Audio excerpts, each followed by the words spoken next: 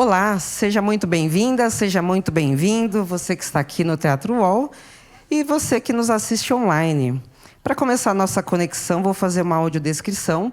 Sou uma mulher descendente de povos originários e negro, tenho cabelos cacheados e preto, uso óculos, estou no palco do Teatro UOL, uso uma camisa preta e uma calça verde. E vou passar os recados.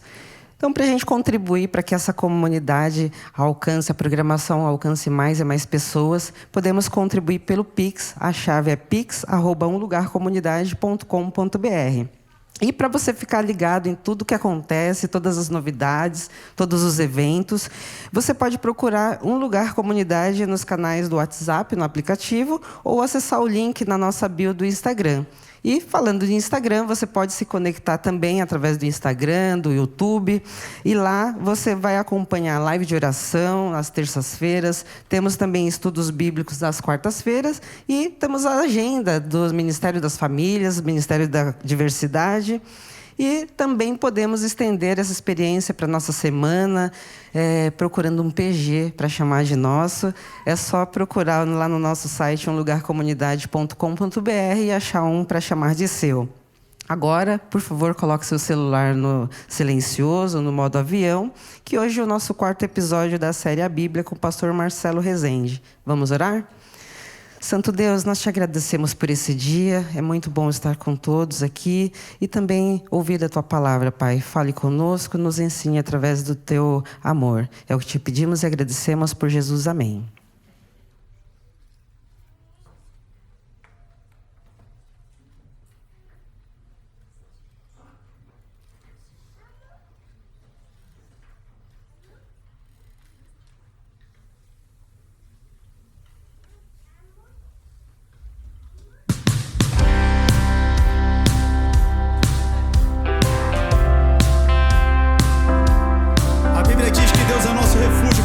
Socorro bem presente na angústia. Vamos louvar o nome daquele que é o nosso refúgio, a nossa fortaleza. Vamos lá! Não tenho tom, não tenho palavras, não tenho um acorde que me socorra agora. Tudo foi embora, só tenho você. Havia um silêncio que mostrou os meus vícios. Me agarro contigo, vem, me socorra agora. Tudo foi embora, só tenho você, amor, agora. E essa não é mais uma canção de amor. Eu canto pra ti. Sei onde estou. Olhando pra mim, posso saber.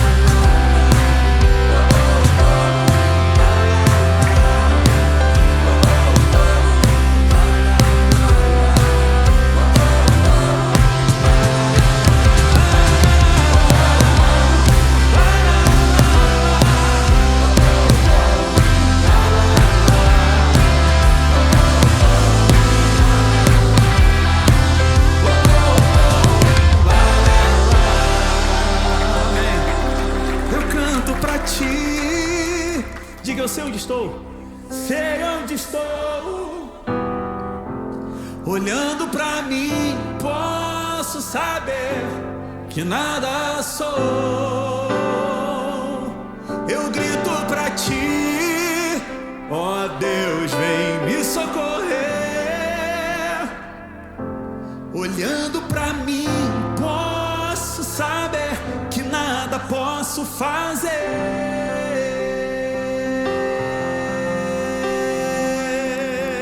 Não podemos nada sem Ele. Não temos nada sem Ele.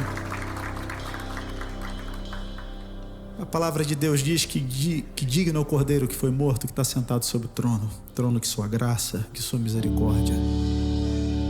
E a palavra de Deus diz também que o nome dele tem poder para mudar a sua vida, para mudar a sua mente, mudar o seu coração, mudar os seus desejos, os seus impulsos, nos tornar seres humanos melhores, nos tornarmos gente boa do Senhor. O nome dele tem poder para mudar a nossa vida. Digno é o Cordeiro. Digno é o Cordeiro que foi morto. Santo, santo Ele é. Ele é um novo cântico ao que se assenta sobre o trono do céu. Digno é o Cordeiro que foi morto. Santo, santo Ele é. Um novo cântico ao que se assenta sobre o trono do céu. Santo, santo, santo, Deus Todo-Poderoso, que era, é e há de vir. Com a criação eu canto louvores ao Rei dos Reis. És tudo para mim e eu te adorarei.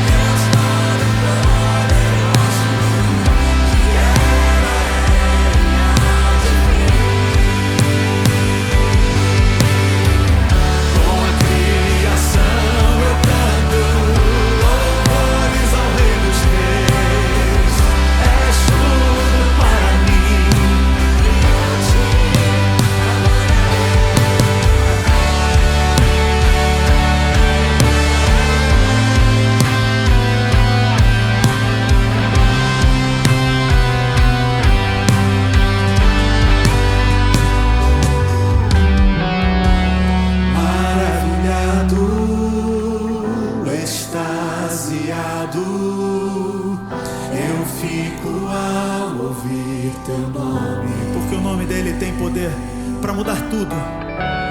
Maravilhado, extasiado, eu fico ao ouvir teu nome. Ele te trouxe hoje aqui porque ele quer mudar a tua vida. Maravilhado, extasiado, eu fico ao ouvir teu nome. Jesus, teu nome é força, é fôlego de vida misteriosa.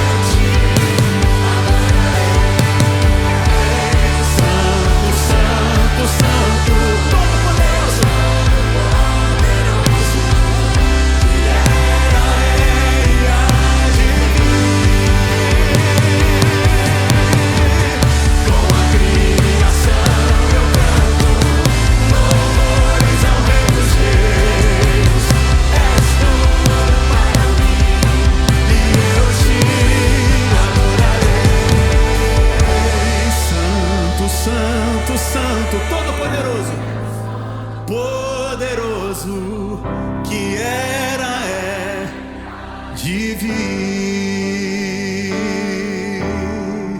Com a criação eu canto louvores ao Rei dos Reis. És tudo para mim e eu te adorarei.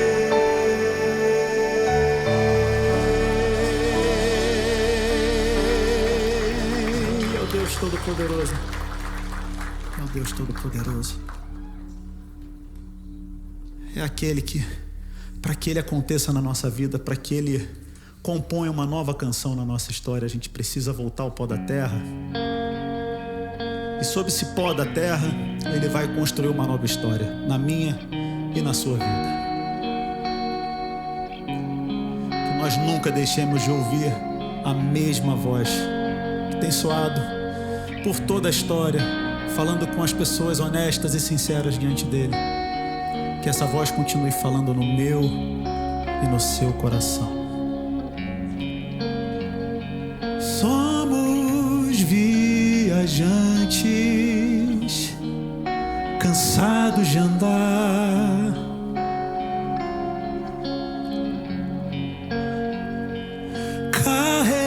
carregando o fardo da falta de um lar.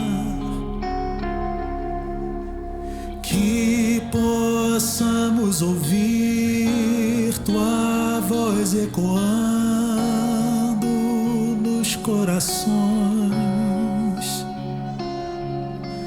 Lança ao pó nossa glória, faz o teu trono em nossa canção.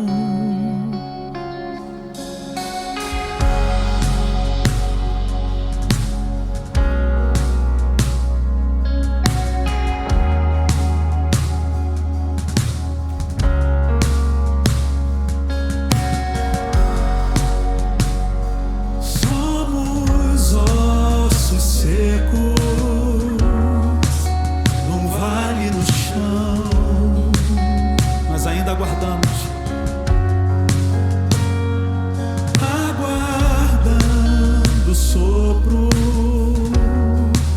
da recriação,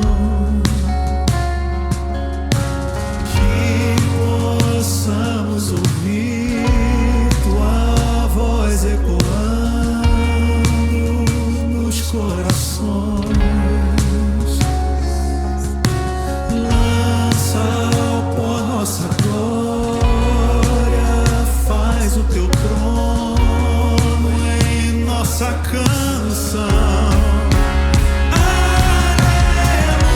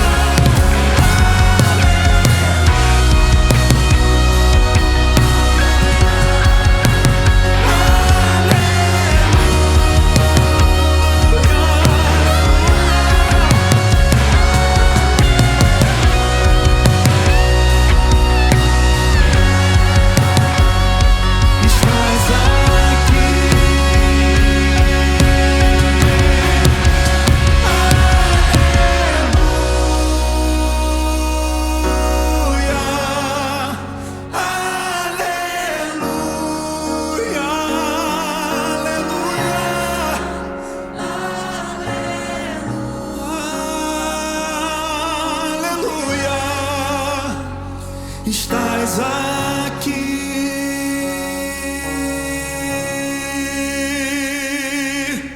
Que possamos ouvir tua voz ecoando nos corações.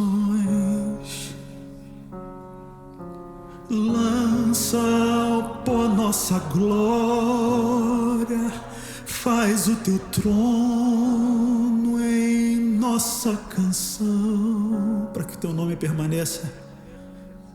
Que possamos ouvir tua voz ecoando nos corações. Lança ao pó nossa glória, faz o teu trono em nossa canção. Aleluia, aleluia.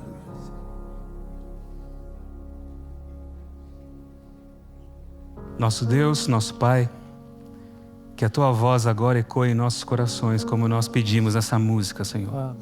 Que teu Espírito sopre sobre todos nós e que o poder da tua palavra nos renove para vivermos sempre de acordo com a tua vontade.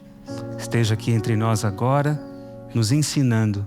É o que nós te pedimos em nome de Jesus. Amém. Amém.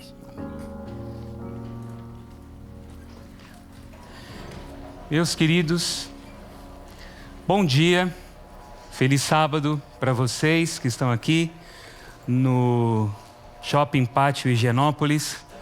E para você que está acompanhando a gente através das nossas redes sociais, bom dia, boa tarde, boa noite, não sei qual que é o momento seu. Mas agora nós estamos todos juntos, unidos, para a gente poder, mais uma vez, aprender um pouquinho dentro dessa série especial que nós aqui estamos desenvolvendo a cada sábado, que tem como tema a Bíblia. A forma correta de entender o significado dela, a importância dela e a natureza da Bíblia para a gente. E para começar hoje, eu quero ler para vocês o texto de Isaías, capítulo 40. Isaías 40, do verso 6 em diante, que diz assim. Se você tem aí a sua Bíblia física ou o aplicativo, o que seja, acompanhe comigo a leitura aqui desse texto. Uma voz diz, proclame. E alguém pergunta, que hei de proclamar? Toda a humanidade é erva e toda a sua glória como a flor do campo. A erva seca e as flores caem, soprando nelas o hálito do Senhor. Na verdade, o povo é erva. A erva seca e as flores caem, mas a palavra do nosso Deus permanece para sempre. Quando a gente lê aqui esse texto, duas coisas geralmente são ressaltadas dessa leitura. A primeira delas é essa soberania, essa certeza, esse direcionamento fiel de que aquilo que Deus diz, aquilo que Ele promete, aquilo que Ele profetiza se cumpre e acontece.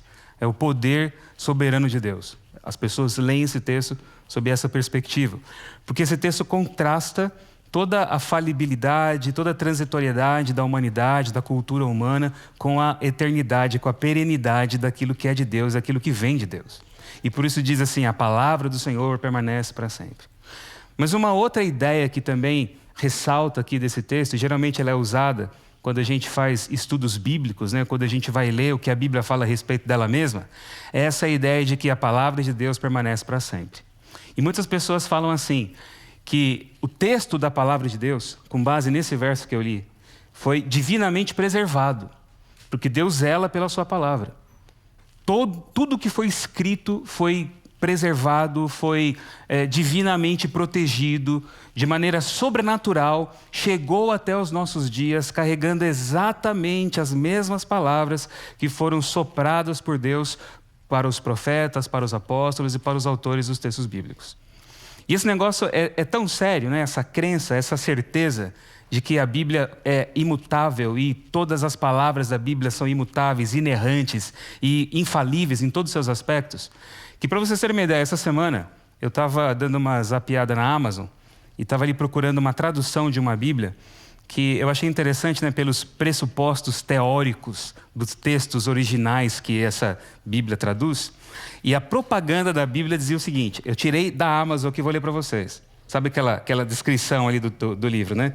Diz assim, aquela tradução, né, é a coleção das exatas palavras infalivelmente assopradas por Deus para mentes e dedos dos escritores por ele usados, e depois por ele providencialmente preservadas com absoluta perfeição ao nível de cada tio e jota, para uso ininterrupto pelos crentes de todas as igrejas fiéis, sendo a única base para todas as traduções usadas em todas as línguas e nações, desde as Bíblias de Lutero, de Tyndale, do século XVI, espelhando o mais literalmente possível os exatos textos massorético e textos receptos. Vou explicar isso para vocês aqui. Que embasaram a King James em 1611, os quais são a impressão das exatas palavras em hebraico e grego, perfeitamente inspiradas por Deus e através dos séculos, pela sua providência, perfeitamente preservadas e incessantemente em uso pelas igrejas fiéis. Cansa, né? É mole? Isso aqui que é a convicção. Eu li esse negócio e falei, não, eu tenho que comprar isso aqui, viu? Porque eu nunca vi um negócio desse jeito aqui. A coisa que a bênção saiu da tela quando eu li esse negócio. Nem um tio, nem um jota. A coisa divinamente preservada. Será que é assim mesmo? Para vocês terem uma ideia como esse negócio não se sustenta muito, é só a gente pensar num exemplo bem simples que eu vou dar para vocês aqui. E que todo mundo conhece.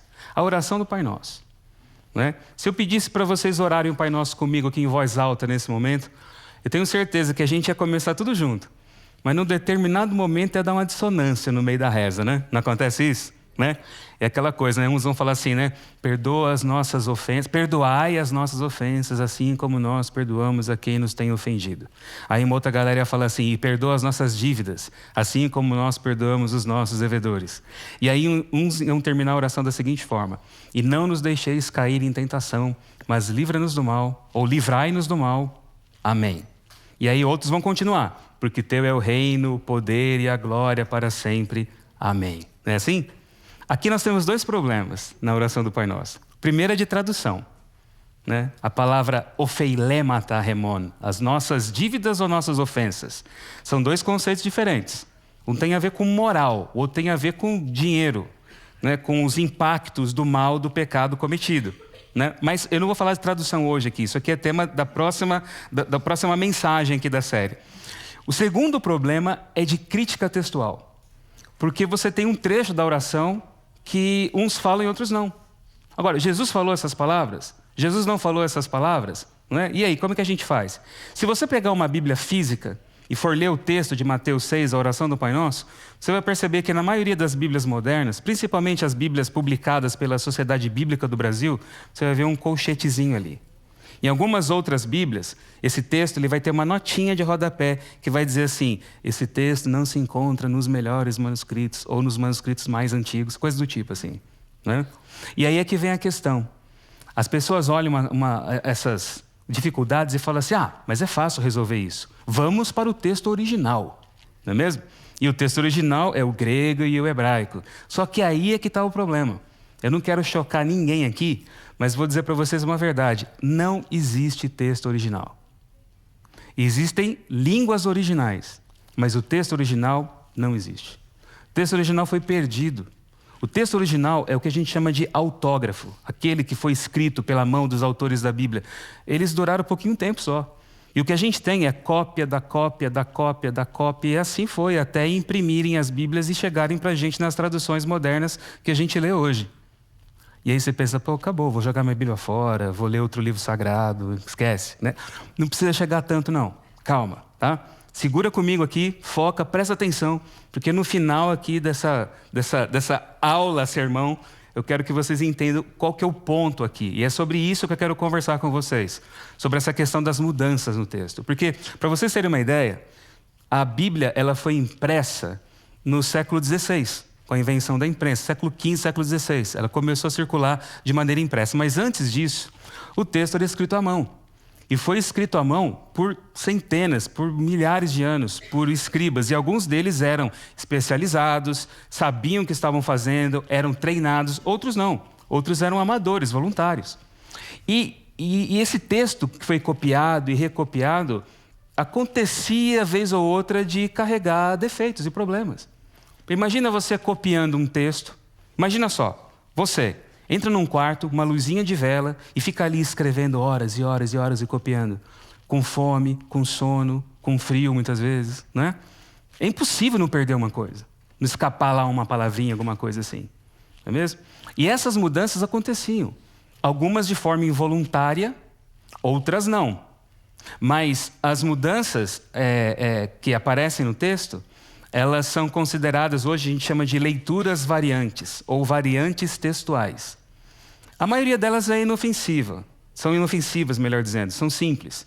Né? Tipo, é para escrever uma palavra com E e o escriba escrevia com I, na pronúncia dele. Ou então é Cristo Jesus, ele escrevia Jesus Cristo, entende? Essas são as variantes textuais que a gente encontra no texto do Novo Testamento. Para vocês terem uma ideia, o texto do Novo Testamento, que eu estou usando como exemplo aqui, ele tem aproximadamente 140 mil palavras em grego. Das 140 mil palavras em grego, nós temos aproximadamente cerca de 500 mil variantes textuais. Muito mais variante do que palavras escritas, para vocês terem uma ideia. E a gente tem que ter cuidado para não cair nos dois extremos. E é isso que eu gostaria de deixar bem claro para vocês aqui. Primeiro, o extremo do ceticismo radical. O texto foi perdido, a gente perdeu toda a mensagem, a gente não tem mais acesso àquilo que foi comunicado pelos autores da Bíblia. E gente famosa aí, como um cara chamado Bart Ehrman, que escreveu um livro aí, O que Jesus disse, o que Jesus não disse, que foi famoso no passado aí, esse cara é dessa linha. Se perdeu, acabou, já era. E outras pessoas vão para uma crença de confiança absoluta de que nem um Jota, nem um tio, nada se perdeu. Que é o que eu li para vocês aqui agora, que também é um outro extremo, e a coisa não é desse jeito. Tá? Então a gente tem que saber entender duas coisas. Quantas são essas variantes? E só no Novo Testamento, eu já falei, tem cerca de 500 mil. E qual a qualidade dessas variantes? E esses exemplos que eu dei para vocês aqui já mostram que essas variantes elas são simples, coisa boba. 90%, até um pouco mais dessas variantes, elas não vão mexer em nada no texto. Mas existem alterações que também foram feitas com intenção. Mudanças intencionais. O escriba ele quis consertar, melhorar o negócio que ele tinha diante dele, ou então ressaltar alguma crença que ele tinha. E aí, essas variantes são as variantes possíveis e viáveis. Elas são o objeto de um estudo mais detalhado. E as pessoas hoje estudam essas variantes e a história do texto para poder reconstruir o que pode ter sido o texto mais próximo do original que a gente tem acesso nos dias de hoje. E essa é a ciência da crítica textual. E eu quero falar um pouquinho disso aqui para vocês. Só que a gente tem dois blocos de textos sagrados, né? Nós temos o Antigo Testamento, escrito em hebraico, em aramaico, e nós temos o Novo Testamento em grego. E a história da transmissão desses textos, ela é diferente. O Antigo Testamento de um jeito e o Novo Testamento do outro. Né? Para vocês terem uma ideia, como esse negócio de copiar a Bíblia era um negócio complicado, a gente vê em alguns colofões, que é o nome, né? O nome das anotações que os escribas faziam nas margens, a gente vê frases assim, o cara fazia aquele trabalho todo difícil, aí ele escrevia no final essa frase aqui, ó. Remen heir regrapsassa sepetai tafo, grafé demenei eis cronos plerestatus. Bonito, né? Chique, né?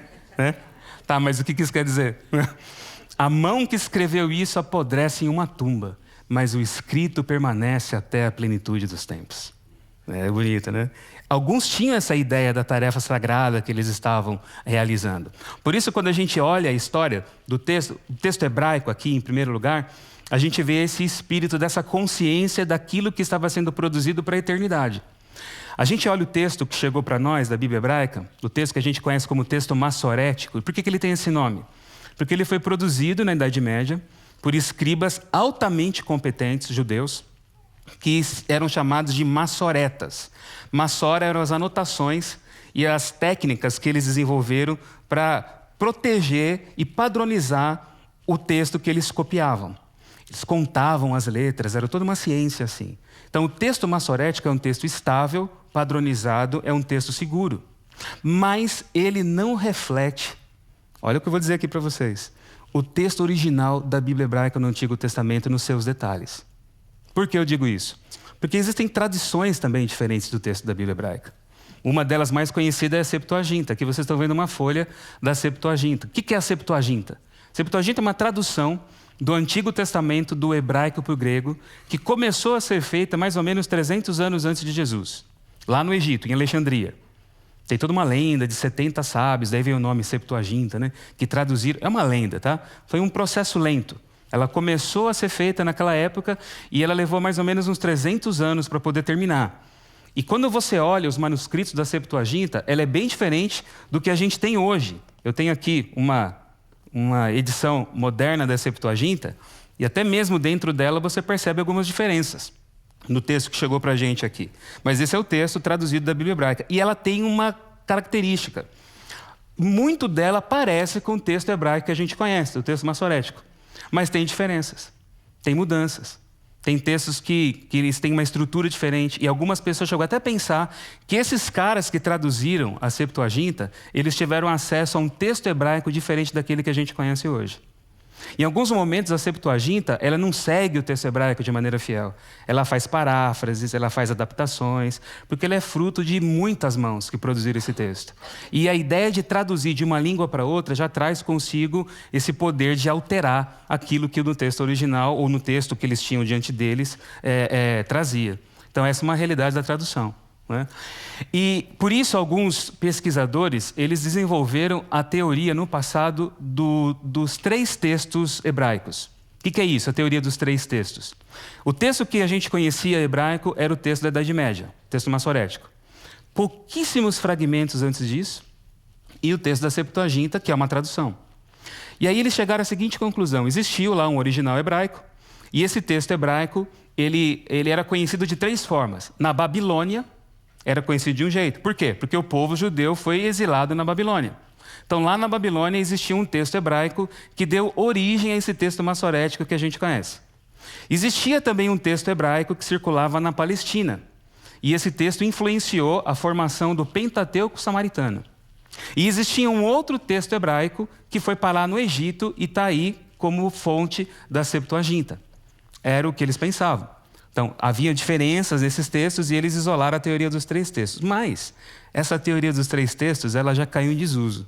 E ela foi abandonada depois da descoberta mais famosa arqueológica do século XX, que é a descoberta dos manuscritos do Mar Morto.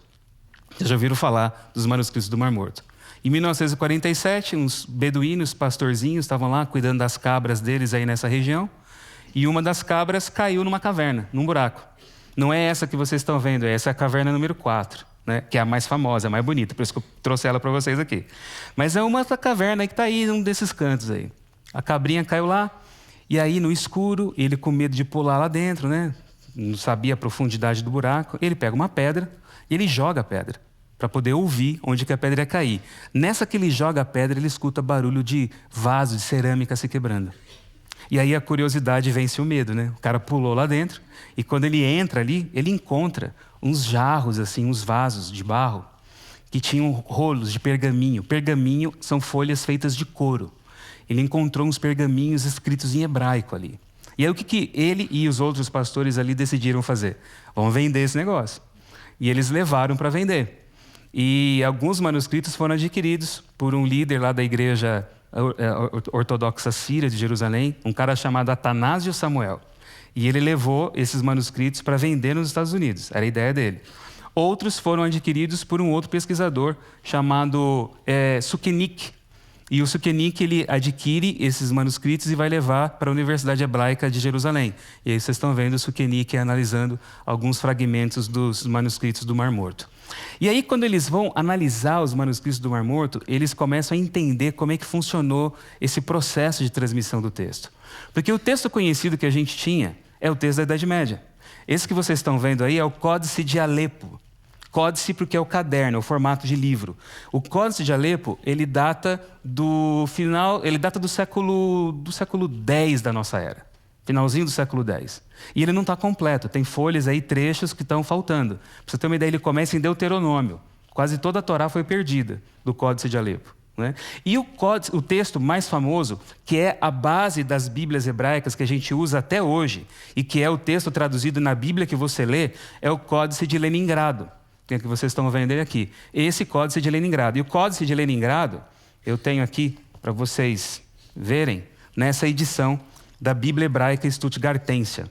Esse é o Códice de Leningrado, inteiro aqui, que é o texto base para as traduções que a gente usa em português. Tá?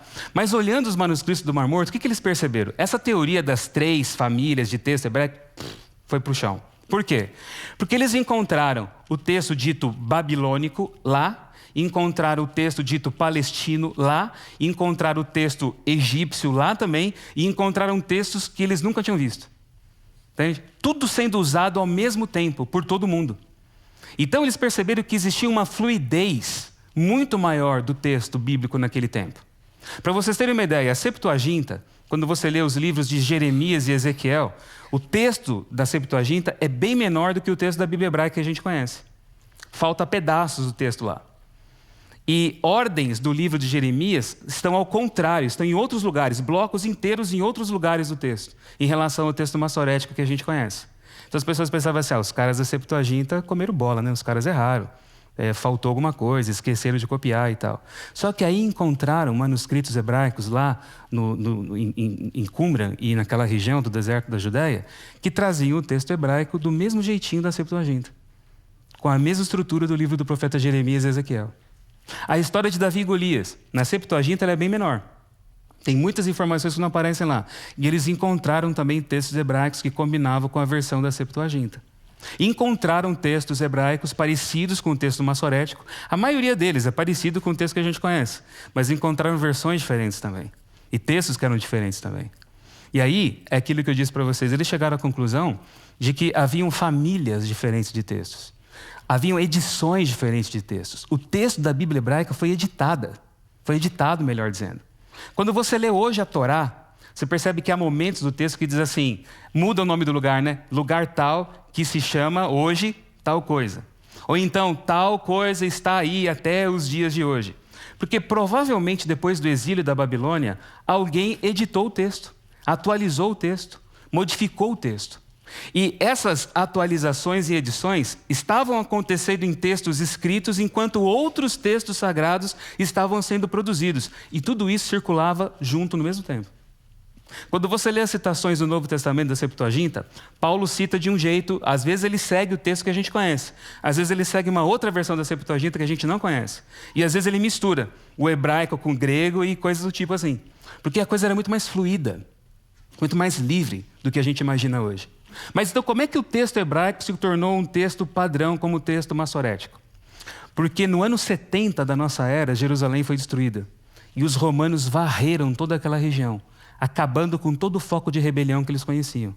E muitas comunidades, principalmente esses caras que produziram esses textos, eles foram exterminados também. Os saduceus desapareceram, sobrou um grupo só. Quem que sobra? Os fariseus, que vão dar origem ao judaísmo rabínico. E eles levaram consigo a tradição de texto que eles conheciam, que é o texto proto-massorético que deu origem ao texto massorético que a gente conhece. E as edições modernas da Bíblia que a gente tem, todas elas vão trazer o Códice de Leningrado, ou pelo menos a maioria delas. Essa é a Bíblia Stuttgartense, que eu mostrei para vocês aqui. Uma outra edição também, que está sendo publicada ainda, é a Bíblia Hebraica Quinta, assim que ela é chamada, e um outro projeto que também ainda está em andamento, que é da Bíblia Hebraica da Universidade de Jerusalém. Se você perceber aqui, a diferença desse texto não é o texto bíblico em si. O texto bíblico em si é o mesmo, eles estão usando o Códice de Leningrado. Mas o que tem de diferente aqui são as notas de rodapé, que nós chamamos de aparato crítico. Aqui nós temos as tradições textuais, as variantes textuais, onde você encontra cada uma dessas variantes, em que lugar elas estão. Não só no texto hebraico, na Septuaginta, na Peshita, que é a versão siríaca, na tradução latina de Jerônimo, a Vulgata. Se vocês quiserem, eu estou com elas aqui também, só não coloquei aqui porque não ia caber, né? Se quiser dar uma lidinha depois aqui, fica à vontade, tá? Pode comparar os textos aqui, mas está tudo aqui, tá? Então, essas versões, elas aparecem aqui. E o que muda é que, à medida que as pesquisas vão avançando, o aparato crítico, ele vai ficando cada vez mais denso, tá vendo? Cada vez mais repleto de informações. Então, olha só, aqui você tem um pedacinho de texto bíblico e tudo isso aqui de informações aqui, ó, para o que está escrito aqui em cima. Tá?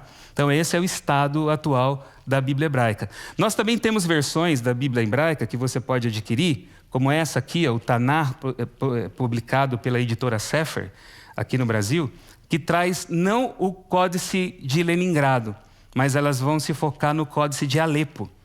como ele não está completo, eles preenchem com aquilo que falta. Mas a base é o Códice de Alepo. E tem também uma outra versão da Bíblia hebraica, que também é publicada e pode ser adquirida, que é a Bíblia hebraica rabínica. Ela já data do século XVI. E ela é fruto de uma coleção de manuscritos massoréticos que foram reunidos nessa época e publicados aqui nessa versão. É essa versão aqui, feita por esse cara chamado Ben Haim, que é louvada lá na propaganda da Bíblia da Amazon, que eu falei como a mais fiel, que nem um J, nem um tio, sabe?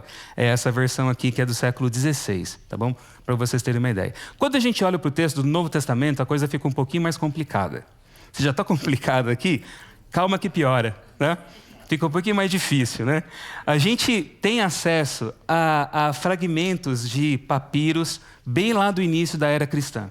Vocês estão vendo aqui o papiro P52, que é o texto mais antigo do Novo Testamento que a gente conhece. Ele é um fragmento em códice do Evangelho de João. Aqui é João capítulo 18. E por que eu falo que é um códice? Porque ele está escrito nos dois lados. Aqui são fotos dos dois lados do mesmo fragmento. E ele é pequenininho, ele está enorme aqui nessa tela, mas ele é do tamanho de um cartão de crédito. Ele é pequenininho. É o P52. É o texto mais antigo que a gente tem.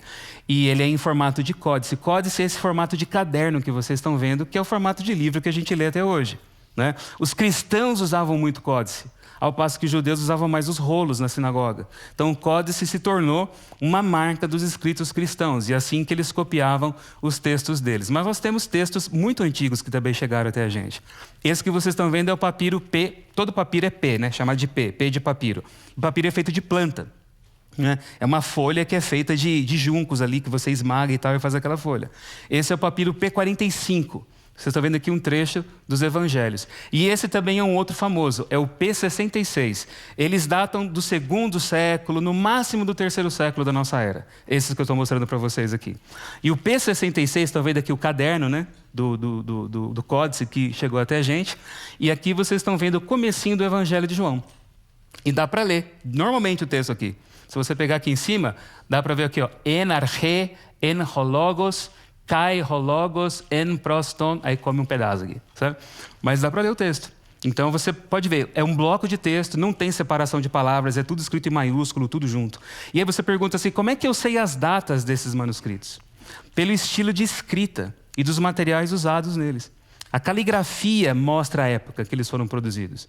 Já viu a escrita antiga das nossas avós e bisavós, como é que as letras são diferentes? Você lê um texto, você sabe que ele é antigo. Não é? É a mesma coisa esse tipo de escrita. E os materiais da escrita eles vão mudando com o passar dos séculos. E é assim que a gente vai datando os papiros. Depois dos papiros, nós temos os chamados unciais. Uncial é letra maiúscula, que foram escritos em pergaminho, em couro, em folhas de couro. E esse aqui é um dos mais famosos. É o manuscrito, é o pergaminho do Códice Sinaítico. Data do século IV da nossa era. Ele tem esse nome porque ele foi encontrado aí, no século XIX, por um cara chamado Tischendorf, no mosteiro de Santa Catarina, lá no Monte Sinai, no pé do Monte Sinai. O outro famoso é o Códice Vaticano, que tem esse nome porque ele está lá na Biblioteca do Vaticano. Ele é um dos testemunhos mais fiéis do texto do Novo Testamento que a gente tem, o Códice Vaticano. Né? Além do Códice Vaticano, outro que também é famoso e também é muito usado para reconstruir o texto do Novo Testamento é o Códice Alexandrino, que é do século V esse manuscrito. Os outros dois, Sinaítico e Vaticano, do século IV, Códice Alexandrino, do século V, e esse é o Efraeme Reescritus, que também é do século V. Por que ele tem esse nome? Ele é um palimpsesto. O que é palimpsesto? Está complicado o negócio aqui, né? Mas o que é o palimpsesto? Esses livros eram escritos em couro. E o couro é caro para você produzir. Então, às vezes, quando você queria escrever um outro livro, você tinha que usar o couro de um material já existente. Uma alma bendita pegou a Bíblia e raspou o texto da Bíblia e escreveram em cima do texto um sermão de um cara chamado Efraeme. Sabe? Então, ficou Efraeme Reescritus. É o nome do manuscrito aqui. Então, com técnicas especiais, com luz especial, você ilumina o texto e você vê o texto grego escrito por baixo do texto que está por cima dele hoje. Entendeu? Então, por isso você consegue ver esse texto e perceber que era um texto antiquíssimo e muito valioso. Esses textos antigos são usados para a gente poder ter uma ideia e reconstruir os textos do Novo Testamento como a gente conhece.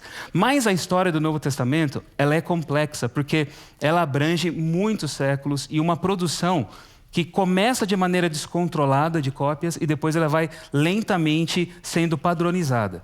Quando a gente olha aqui, aqui é o comecinho da história, tá? Primeiro século até os outros séculos aqui. E aqui a quantidade de textos e manuscritos que chegaram até nós, sendo produzidos na época aqui. No começo da era cristã, a produção não era controlada. E são exatamente esses textos que estavam mais próximos dos textos originais. Percebe? A gente tem poucos deles que sobreviveram e a produção não era controlada. Eles eram feitos assim de maneira espontânea, por iniciativa particular, por gente especializada e por gente que não tinha nem ideia do que estava fazendo. Então tem textos bons e textos ruins. E aqui vem uma coisa interessante, a gente tem que pesar a evidência. Nem sempre o que é mais antigo é bom, e nem sempre aquilo que você encontra na maioria dos textos é original. Você tem que entender as evidências externas e internas para você poder analisar o que você está lendo diante de você. Tá? Então aqui você tem esses papiros, o papiro aqui em vermelhinho e os unciais dessa época aqui. Aí acontece uma mudança. A perseguição dos cristãos, que inviabilizavam uma produção mais controlada de manuscritos, ela para. Por quê? Porque o cristianismo se torna a religião oficial do Império Romano. E aí, quando o cristianismo se torna oficial, você começa a ter aqui uma produção de cópias mais controlada, voltadas para atender às necessidades da igreja nesse período. E aí você começa a ter um aumento da produção desses manuscritos. E aí vem um outro detalhe histórico importante. No século XI acontece o grande cisma, a grande separação da igreja ortodoxa do Oriente com a igreja católica do Ocidente. Nesse período aqui, antes desse grande cisma, a igreja do Ocidente ela começou a passar por um processo de latinização. O latim foi se tornando a língua mais importante e as traduções latinas da Bíblia começaram a ser mais usadas. A Vulgata Latina de Jerônimo é um exemplo disso, que foi a tradução, e é a tradução bíblica oficial da Igreja Católica até os dias de hoje. A Vulgata Latina, que é desse período aí. Então, o Ocidente vai usar mais latim e o grego vai ficando mais para as igrejas do Oriente. E aí, com a separação, quando os católicos amaldiçoam os ortodoxos amaldiçoam os católicos, eles se separam de forma definitiva, você tem aqui uma concentração dos manuscritos gregos no Oriente. E aqui você tem uma explosão de produção controlada e jamais padronizada. Então, a maior parte dos textos do Novo Testamento que nós temos hoje, eles datam desse período aqui, dessa época do século IX para frente. Entendeu? E é chamado de texto majoritário, porque a maior parte das testemunhas que chegaram até nós são dessa época aqui. E eles são diferentes, eles não têm mais aquelas letras grandes, eles são minúsculos, tá? Aqui vocês estão vendo o texto grego escrito à mão em letra minúscula, né? E aqui vocês estão vendo aqui algumas cópias desses textos que já são mais bonitos, são mais bem produzidos, porque os escribas aqui já são especializados, eles estão produzindo o texto para ser usado na liturgia da igreja ortodoxa, entende? Então esses são os manuscritos que nós temos, né? Do texto dito majoritário. E a gente pode ler o texto majoritário. Eu mesmo tenho aqui uma edição do texto majoritário. Vocês estão vendo que a gente pode comprar hoje aqui. Esse é o texto bizantino, ele também é chamado dessa forma. É o texto da produção da igreja do Oriente, tá bom? Mas aí o que acontece? Outro evento histórico importante. Em 1453, Constantinopla caiu na mão do Império Otomano. Os cristãos daquela região, eles fogem em massa para a Europa. E como eles usavam grego, eles vão levar os manuscritos gregos para a Europa. A Europa é inundada, invadida por manuscritos gregos. E aí, nessa época da Renascença, século XV, século XVI, né, aquele período, há um interesse em se voltar para as fontes, em todos os aspectos da cultura. E o interesse nas línguas originais da Bíblia, ele cresce. E aí nós temos edições das Bíblias em hebraico e grego sendo impressas, porque aí já havia a imprensa criada por Gutenberg. Então, um homem chamado Erasmo de Roterdã, vocês já ouviram falar dele? Ele vai editar o Novo Testamento grego e ele vai publicar o Novo Testamento dele. E depois esse Novo Testamento ele vai ser corrigido e editado por uns irmãos Elsevier, esse é o nome da galera lá, e eles vão publicar o que eles chamam de textos receptos, que é o que vocês estão vendo aqui na minha mão. O texto recepto, eles dizem, esse é o texto que foi recebido pela igreja da mão dos apóstolos. É esse texto aqui, o da propaganda da Amazon, tá? É esse daqui, é do século XVI esse texto aqui, tá? O texto receptus, é o texto produzido, original, da mão dos apóstolos. Mas esse texto, ele é descendente do texto majoritário. Ele é daquela família. O texto majoritário tem várias famílias. Várias famílias. Para vocês terem uma ideia, uma família famosa e conhecida é essa daqui, ó, a família 35 do texto majoritário. Né? Alguns dizem assim, não, o texto melhor de todos majoritário é a família 35. Esse é o original. Então tem uma briga para poder entender qual é o melhor, qual não é o melhor. Então, mas o texto receptus, ele é o texto que ele descende dessa família, mas ele não é o melhor, porque ele foi produzido com 8 manuscritos que eles tinham acesso naquela época e conheciam.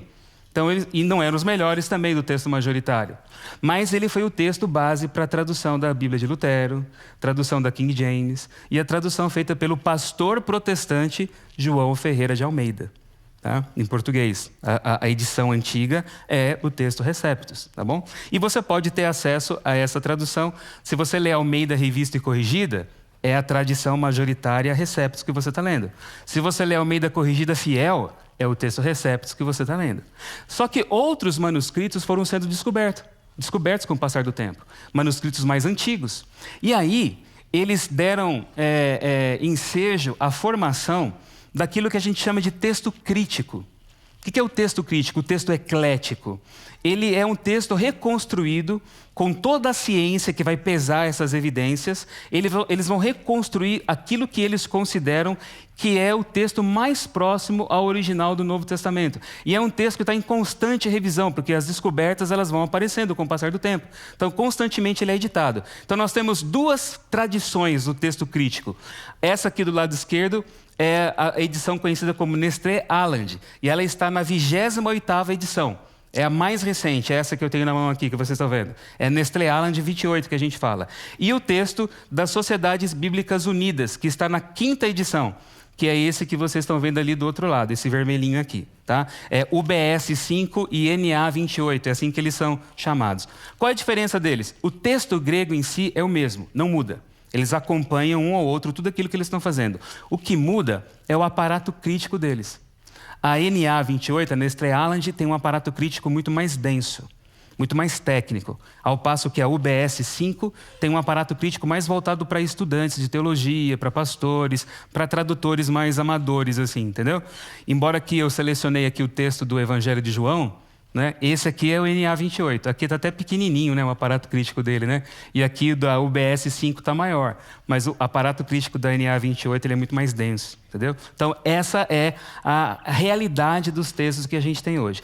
Se você ler Nova Almeida Atualizada ou Almeida Atualizada, é o texto crítico que você está lendo. Se você ler Nova Versão Internacional, e ela é muito usada aqui na comunidade, né? Nova Versão Internacional, é o texto crítico que você está lendo. E se você ler a Nova Almeida Atualizada e a Nova Versão Internacional 2023, publicada pela Thomas Nelson, você está lendo o Novo Testamento 28 da Nestlé Aland e o Novo Testamento UBS 5. São as edições em português que traduzem esse texto aqui hoje para a gente. E já está para sair o 29 e o 6 já. Para vocês terem uma ideia, já está no forno já para sair. Tá? Porque é fruto dessas pesquisas. Né? Mas para a gente finalizar aqui, eu quero compartilhar para vocês o que eu queria deixar como mensagem. E é uma experiência que eu tive com um desses manuscritos mais famosos da Bíblia. E isso aconteceu há uns anos atrás lá em Israel. Eu, por muitos anos, guiei caravanas de turistas na Terra Santa, como a gente fala, né, para a Terra de Israel. E levei muita gente para lá. E quem sabe um dia leva aqui também, né, a galera aqui, né, para a gente fazer um passeio e aprender as coisas em loco, né?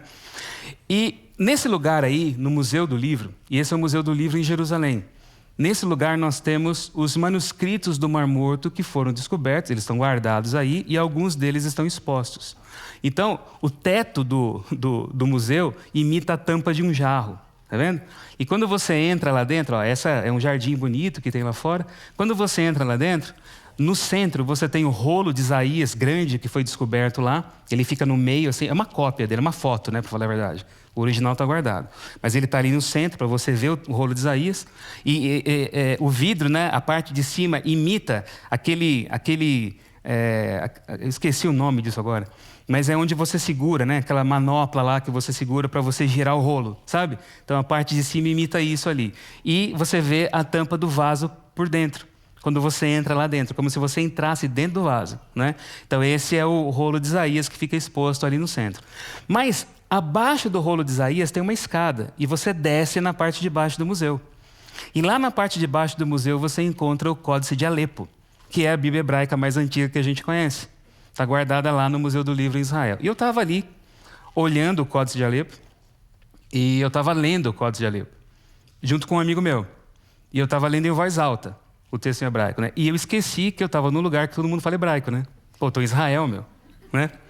E eu estou lá, né, todo inocente, todo pimpão, lendo lá em hebraico lá e tal. E uma senhora israelense, ela me viu. E eu estava ali lendo, tentando traduzir, tentando entender e tal, naquele esforço todo. Aí ela me viu lendo, e eu estava lendo em voz alta, né? E aí ela me viu, e claro, vendo eu lendo em hebraico em voz alta, ela percebeu que eu não era israelense, né? Lá, sei lá, meu erro de pronúncia, não sei. Ela percebeu, mas ela achou bonito aquilo. E ela chegou para mim e falou assim, que lindo, né? Seu interesse pela língua da Bíblia, que coisa mais linda. Você percebeu uma coisa bonita? Olha, nós estamos dentro de um vaso, de um jarro. As escrituras foram preservadas dentro de um jarro. Nós somos a palavra. A palavra está em nós. Nós estamos aqui dentro do jarro. Ela falou isso para mim. E na hora que ela falou isso para mim, naquele momento explodiu na minha mente um texto de Paulo, que é Novo Testamento, né? E grego ainda por cima, né? O texto de 2 Coríntios, capítulo 3. Eu quero terminar lendo ele para vocês aqui. 2 Coríntios, capítulo 3, diz assim. 2 Coríntios 3, verso 2 em diante. Paulo diz assim: vocês são a nossa carta, escrita em nosso coração, conhecida e lida por todos. Vocês manifestam que são a carta de Cristo produzida pelo nosso ministério, escrita não com tinta, mas com o Espírito do Deus vivo, não em tábuas de pedra, mas em tábuas de carne, isto é, nos corações. E é por meio de Cristo que temos tal confiança em Deus, não que por nós mesmos sejamos capazes de pensar alguma coisa como se partisse de nós. Pelo contrário, a nossa capacidade vem de Deus, o qual nos capacitou para sermos ministros de uma nova aliança, não da letra, não do texto fixo, mas do Espírito, porque a letra mata, mas o Espírito vivifica. E no capítulo 4, no versículo 6, ele continua dizendo assim: porque Deus que disse, das trevas resplandeça a luz, e essa frase não está lá em Gênesis desse jeito, né? Ou como Paulo é livre. Lá fala, haja luz. E ele fala, Deus disse, das trevas resplandeça a luz. Ele já está mudando o texto aqui, não é? Ele mesmo resplandeceu em nosso coração para a iluminação do conhecimento da glória de Deus na face de Jesus Cristo. Temos, porém, esse tesouro em vasos de barro, para que se veja a excelência do poder que provém de Deus e não de nós. Nós temos esse tesouro em vaso de barro. A palavra de Deus é viva. A palavra de Deus não é o texto. A palavra de Deus não é o livro. Entendam isso. O texto é importante? Claro que é. Só que o texto é a mídia. O texto é o meio. O texto é uma forma da mensagem ser comunicada. O texto é perfeito? Não é. Tem falhas de transmissão? Tem. Mas a mensagem está aqui. Só que a palavra só é viva se essa mensagem for vida dentro de mim. Se ela se tornar carne, pensamento, emoções, sentimentos, pulsões, ações, atitudes na minha vida agora. Do contrário, não é a palavra viva. Ela tem o mesmo valor do jornal da semana passada que ficou obsoleto.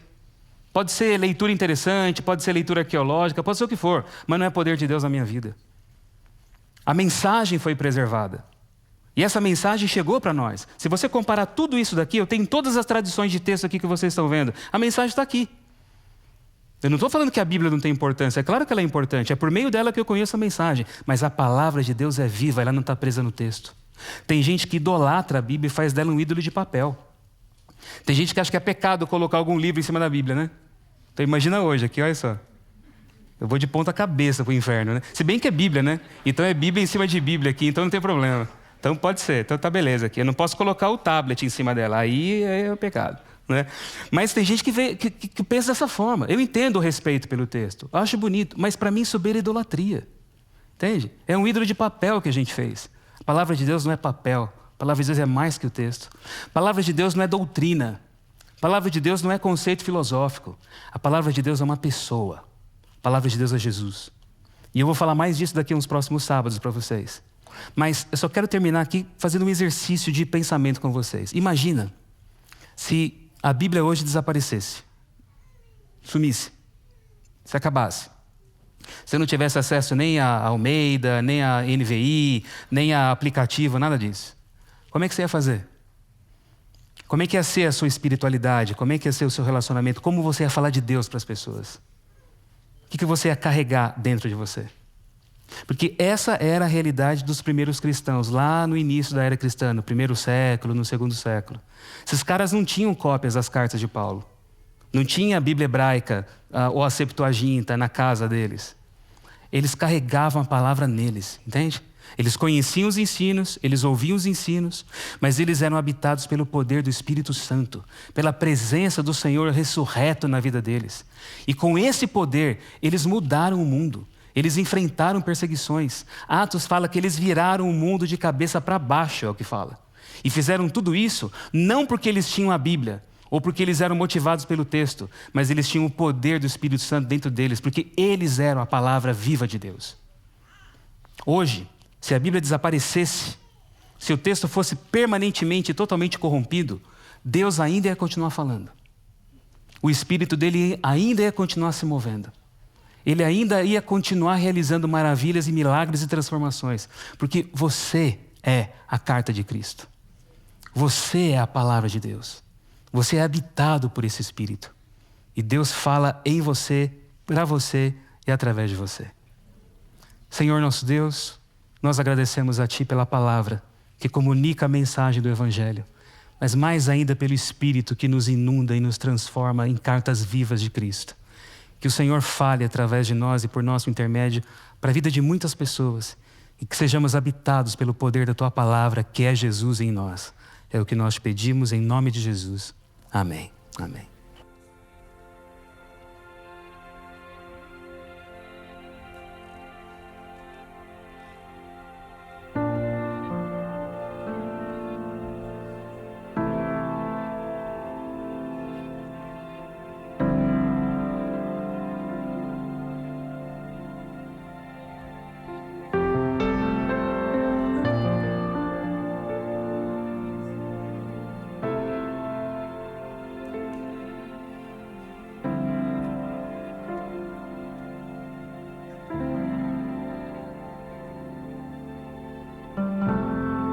Nos lugares que eu pisar, com a planta dos teus pés, eu sei que pisarás.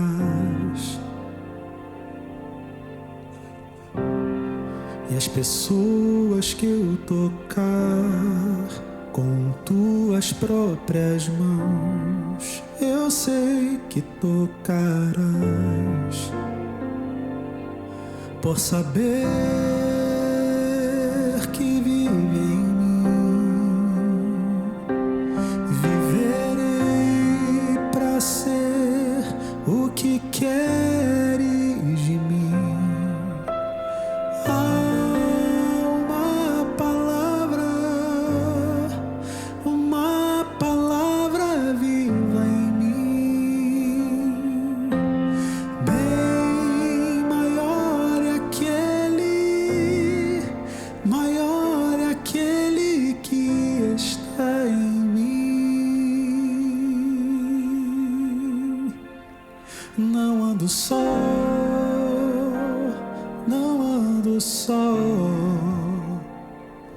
ando em Ti.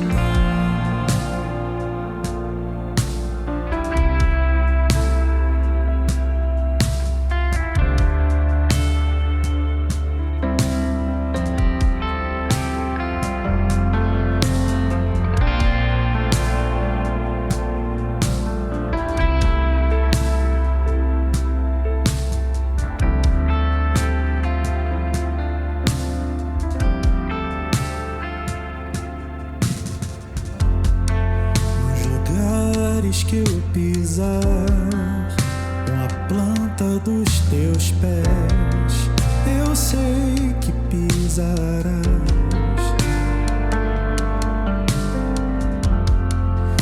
pessoas que eu tocar com tuas próprias mãos, eu sei que tocará, por saber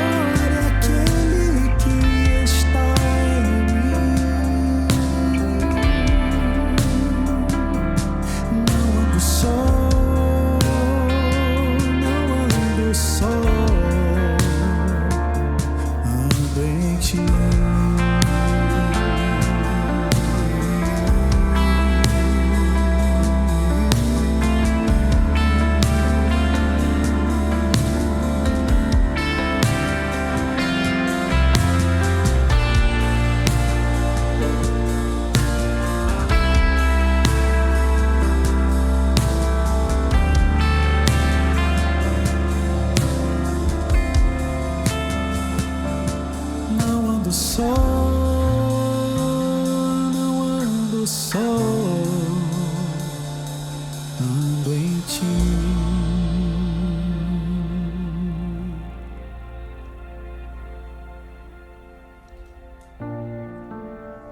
Vamos nos colocar em pé. Vamos nos abençoar. Levante as suas mãos.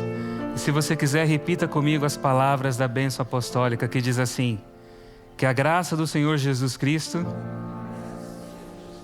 o amor de Deus e a comunhão do Espírito Santo esteja com todos vocês. Amém, amém. Muito obrigado e até a próxima, gente.